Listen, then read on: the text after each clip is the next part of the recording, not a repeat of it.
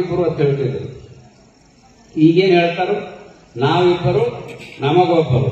ಈಗ ತಿಕ್ಕಿತ್ಲಾಗಂತೂ ನಾವಿಬ್ರು ಅದು ಬೇರೆ ಬೇರೆ ಹೇಳಕ್ ಚಲೋ ಮಾಡ್ಯಾರ. ಸಿಟಿ ಒಳಗಂತೂ ಡಿಂಕ್ ಫ್ಯಾಮಿಲಿ ಚಲೋ ಆಗ್ಯಾವ. Double income, no kids. ಇಬ್ರು ನೌಕರಿಗೆ ಹೋಗೋದು, ಪಾರ್ಸಲ್ ಕಟ್ಕೊಂಡ್ ಬರೋದು, ಮುಂಜಾನೆ ಮತ್ತೆ ಕೆಲ್ಸಕ್ಕೆ ಹೋಗ್ಬಿಡುದು, ಮಕ್ಕಳು ಉತ್ಸಾಹವನ್ನ ಮಾಡಂಗಿಲ್ಲ. ಅದ್ರ ಪರಿಣಾಮದಿಂದ ದೇಶದ 9 ರಾಜ್ಯದೊಳಗೆ 2 ಜಿಲ್ಲೆ ಒಳಗೆ 1500 ಜಿಲ್ಲೆ ಒಳಗೆ ನಾವು ಅಲ್ಪಸಂಖ್ಯಾತರಾಗ 1500 ತಾಲೂಕುಗಳು. ಯಾಕಂದ್ರೆ ಹಿಂದೂ ಸಮಾಜ ಜಾಗೃತಿ ಆಗಿಲ್ಲ. ಇದನ್ನೆಲ್ಲ ಅಧ್ಯಯನ ಮಾಡಿದ್ರು ಡಾಕ್ಟರ್ ಜೋ. ಮೊಹಮ್ಮದ್ ಗೋರಿ 16 ಬಾರಿ ದಾಳಿ ಎತ್ತಿ ಬಂದು ಲೂಟಿ ಮಾಡಿದ ಅಂತ 16 ಬಾರಿ ಸೋತ ಅಂತ ಹೇಳೇ ಇಲ್ಲ ನಮ್ಮ ಇತಿಹಾಸಗಳು. ಶಿವಾಜಿ ಮಹಾರಾಜ್ ಬದುಕಿದ್ದು ಬರೇ 50 ವರ್ಷ. 12 ವರ್ಷ ಸಂಘರ್ಷ ಚಾಲೂ ಮಾಡ್ಯಾನ. 44 ವರ್ಷಕ್ಕೆ ಹಿಂದೂ ಸ್ವರಾಜ್ಯ ಸ್ಥಾಪನೆ ಮಾಡ್ಯಾನ. 350 ಕೋಟಿ ಗೆದ್ದಾನು. 3,500 ಗೆದ್ದಾನ. 3,500 ಯುದ್ಧ ಗೆದ್ದಾನ.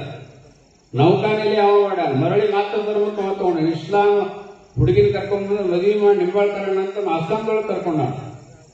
ಎಲ್ಲರನ್ನು ಮಣ್ಣು ಮುಕ್ಕಿಸಿ ನೀರು ಕುಡಿಸಿ ಹಿಂದೂ ಸ್ವರಾಜ್ಯವನ್ನು ಸ್ಥಾಪನೆ ಮಾಡ್ತಾನೆ. ಅವನ ಇತಿಹಾಸ ನಮ್ಮ ಮಕ್ಕಳಿಗೆ ಹೇಳೋದಿಲ್ಲ.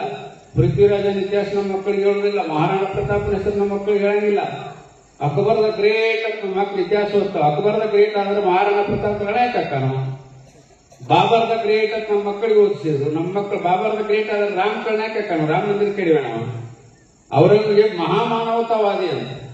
ಔರಂಗಜೇಬ್ ಮಹಾಮಾನವತೆ ಆದ್ರೆ ಸಂಭಾಜಿ ಮಹಾರಾಜನ ಚರ್ಮ ಸುರಿದು ಯಾಕೆ ಕೊಲ್ತಿದ್ದ, ಕಣ್ಣು ಕಿತ್ತಿ ಯಾಕೆ ಕೊಲ್ತಿದ್ದ.